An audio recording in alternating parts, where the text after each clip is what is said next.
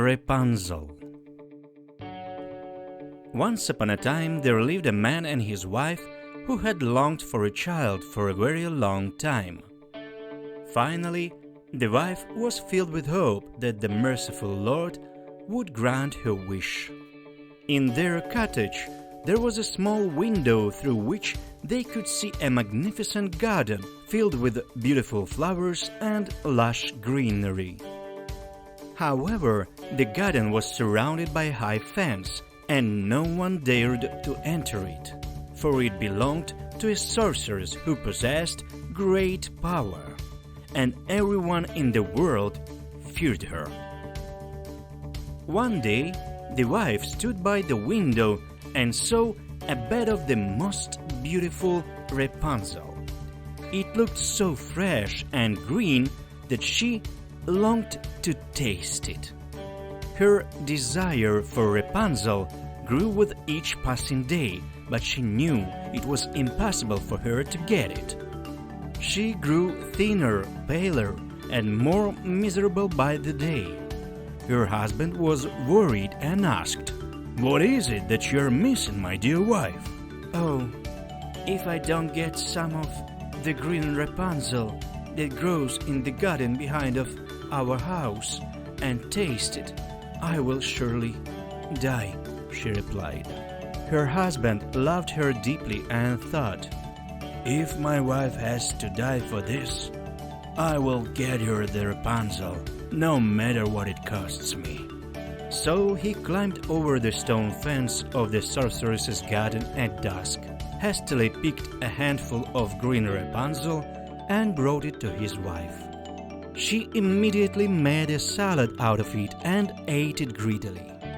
She found it so delicious that the next day her desire for Rapunzel grew 3 times stronger than before, and she couldn't find peace until her husband agreed to climb into the garden once more. He snuck in at twilight, slipped through the stone fence, but was terribly frightened when he saw the sorceress before him. "How dare you climb into my garden," she said, glaring at him angrily, "and steal my green Rapunzel like a thief? You'll pay dearly for this." "Oh," he replied, "please forgive me, for I did this out of necessity. My wife saw your green Rapunzel from the window and felt such a passion for it that she would have died if she had not tasted it." The sorceress's anger subsided a bit, and she said to him, "If what you say is true, then I will allow you to gather as much Rapunzel as you wish, on one condition. You must give me the child that your wife will give birth to. The child will be well taken care of, and I will care for her as if she were my own." And he, out of fear, agreed to everything.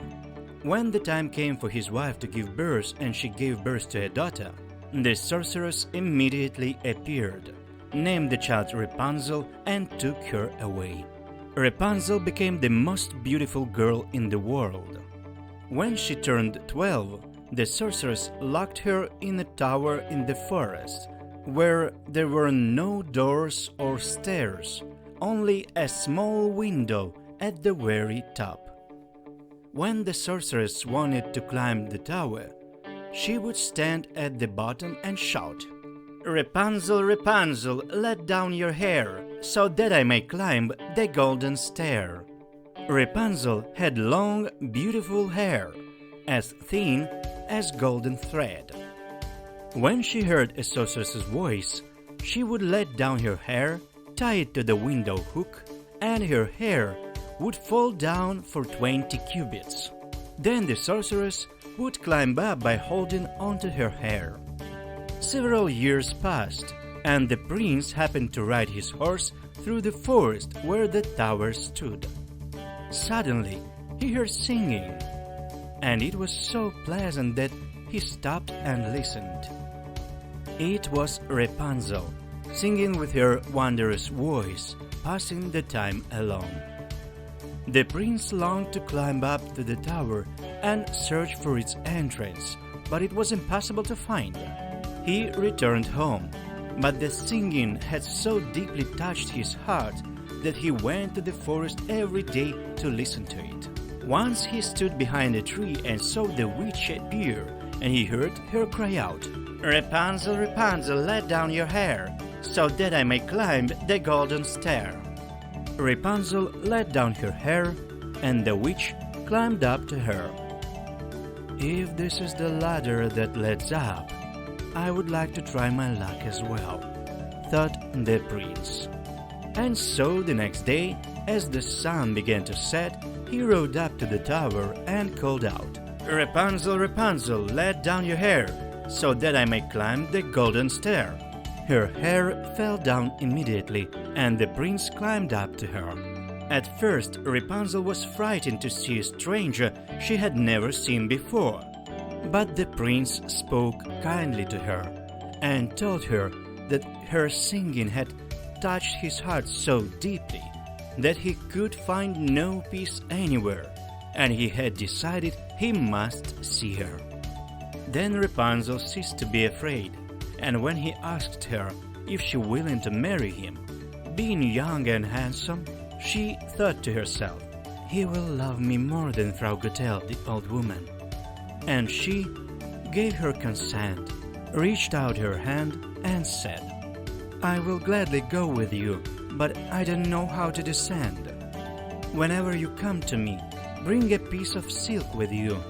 I will weave a ladder out of it, and when it is ready, I will descend, and you can take me away on your horse." They agreed that he would come to her in the evenings, as the old woman came during the day. The witch didn't notice anything until one day Rapunzel spoke to her and said, "Tell me, Frau Gretel, why is it harder for me to pull you up than the young prince? He comes up to me in an instant." "Oh, you wicked girl!" screamed the witch. "What do I hear? I thought I had hidden you from everyone, but you still deceived me." And she grabbed Rapunzel's beautiful hair in a fit of rage, wrapped it around her left hand several times, and with her right hand grabbed scissors and snipped them off, leaving the beautiful dresses lying on the ground. The witch was so merciless that she locked poor Rapunzel up in a remote tower, and there she had to live in great poverty and misery. On the same day that she drove Rapunzel away, she tied the cut hair to a window hook in the evening, and when the prince came and shouted, "Rapunzel, Rapunzel, let down your hair, so that I may climb the golden stair," the witch lowered the hair down. The prince climbed up, but didn't find his beloved Rapunzel there, only the witch. She looked at him with her angry, sarcastic gaze. "Aha!" she exclaimed mockingly. "You want your beloved, but the beautiful bird has left the nest, and she no longer sings. She was carried away by a cat, and it will scratch out your eyes too. You have lost Rapunzel forever, and you will never see her again." The prince was beside himself with grief and despair, and jumped out of the tower. He managed to save his life, but the thorny brambles on which he fell pierced his eyes, and he wandered blind through the forest, surviving on roots and berries, grieving and crying for his lost beloved wife.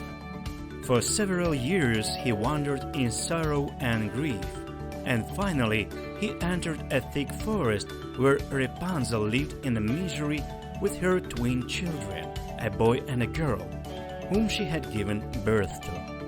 Suddenly the prince heard someone's voice, and it seemed so familiar to him. He walked towards the voice, and when he got closer, Rapunzel recognized him and threw herself into his arms, weeping bitterly. 2 tears fell into his eyes, and he regained his sight and could see as before. He took her to his kingdom, where they were welcomed with joy, and they lived happily and freely for many years.